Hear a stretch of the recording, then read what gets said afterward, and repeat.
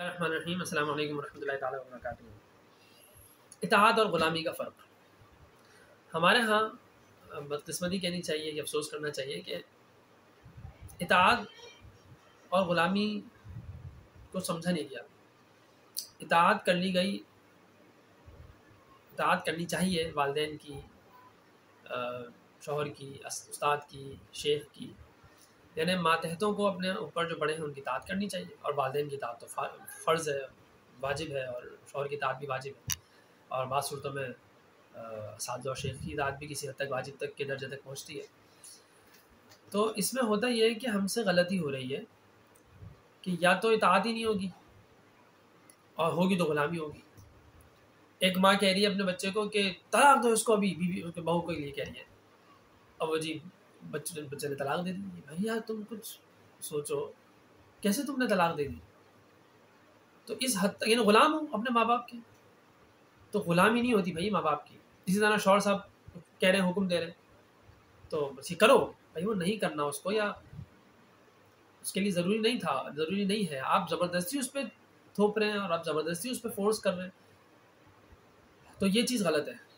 ٹھیک ہے، شیخ استاد صاحب کہہ رہے ہیں کہ بس یہ بیٹا کرنا ہے، لازمی کرنا تم نے۔ اب وہ شیخ وہ جو شاگرد صاحب ہیں وہ تو پوری دنیا سے لڑ لیں گے، اور مریدوں کا اور شیخ کا تو حال اس سے بھی اور ہائی لیول کا ہوتا ہے، وہ تو بس منہ سے نکلا کرنا ہے، بس کام حلال ہے، حرام ہے، جائز ہے، ناجائز ہے، نہیں سوچنا ہی نہیں، بس کر لینا۔ ہمارا شیخ صاحب نے کہا ہے، بھائی شیخ ہو گیا، خدا تو نہیں ہو گیا، نبی تو نہیں ہو گیا۔ تو ہم چھوٹوں نے بڑوں کو خدا بنایا ہوا ہے، اور جو بڑے ہیں انہوں نے بھی خود کو خدا ہی شاید سمجھا ہوا ہے، کیا سمجھا ہوا اللہ جانے، اپنی اولاد کو ملکیت سمجھتے ہیں یا جو چاہے سمجھتے ہیں۔ کیس ہے کہ بھائی جو تم بیٹے نے کچھ بیوی کے ہاتھ میں کچھ بات کی تو تم میرے خلاف بول رہے ہو، تم میرے اپنی بیوی کی فیور لے رہے ہو، میں تمہیں معاف نہیں کروں گی، میں تمہیں بخشوں گی نہیں، یہ اور وہ۔ تم بھائی یہ کوئی بات ہے بولنے والی؟ آپ کو مطلب آپ کو پتہ ہی نہیں ہے کہ کب کیا بات کرنی ہے بیٹے سے۔ آپ بیٹا وہ صحیح حق، اچھا وہ بچہ حق بات کر رہا تھا،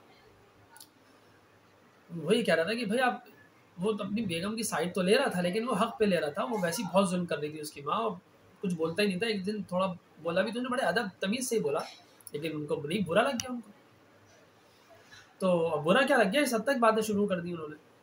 تو بھائی یہ کیا مطلب غلام تھوڑی ہے، وہ آپ جو کہیں گے وہ کرے گا۔ اسی طرح شوہروں کو ہوتا ہے، وہ ان کے ذہن میں بیٹھا ہوتا ہے کہ بس میں قوام ہوں۔ بھائی قوام آپ ہیں، اللہ نے آپ کو قوام بنایا ہے، ٹھیک ہے، لیکن قوام کا مطلب کیا ہے، اس میں انشاءاللہ بات کروں گا، اس کو سمجھے نا۔ قوام کا مطلب کیا، داروغہ ہوتا ہے، ڈکٹیٹر ہوتا ہے۔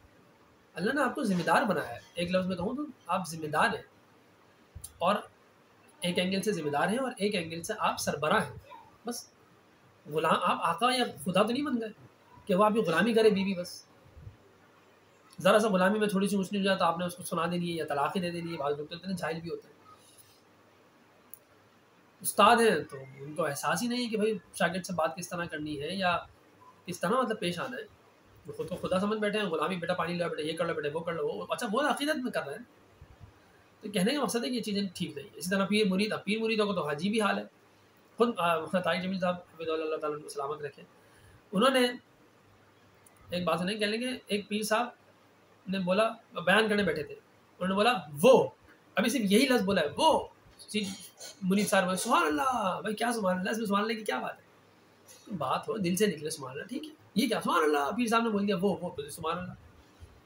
اسی طرح انہوں نے بتایا کہ خود انہوں نے شاید دیکھا، وہ بتا رہے تھے کہ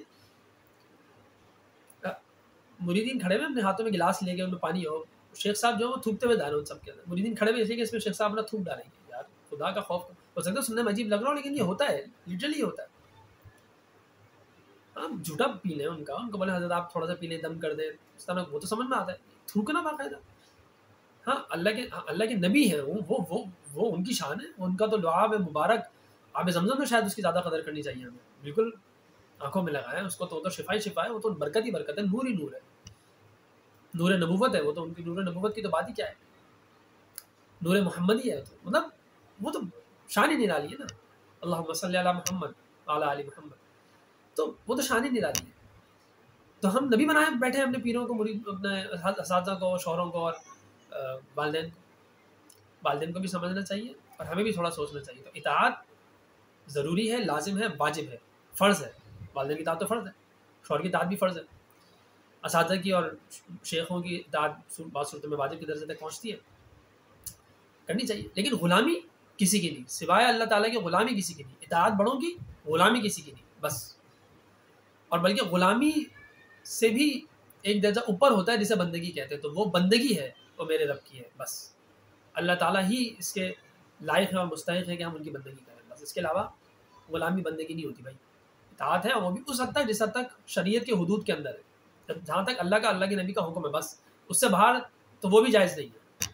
اللہ تعالیٰ ہمیں سمجھ عطا فرمائے اور غلامی سے ہٹ کر اطاعت والی زندگی گزارنے کی توفیق عطا فرمائے. جزاکم اللہ خیر. السلام علیکم ورحمۃ اللہ تعالیٰ وبرکاتہ. اچھا ہاں، ایک بات یہ کہ ہمارے ہاں ماتحتوں کے حقوق پر بات نہیں کی جاتی، اور ماتحتوں کے حقوق جس طرح اسپوائل ہوتے ہیں نا، تباہ ہوتے ہیں، الامان والحفیظ. تو انشاءاللہ میری کوشش ہوگی کہ اس حوالے سے بھی کچھ گزارشات پیش کرتا ہوں. جزاکم اللہ خیر. السلام علیکم ورحمۃ اللہ تعالیٰ وبرکاتہ.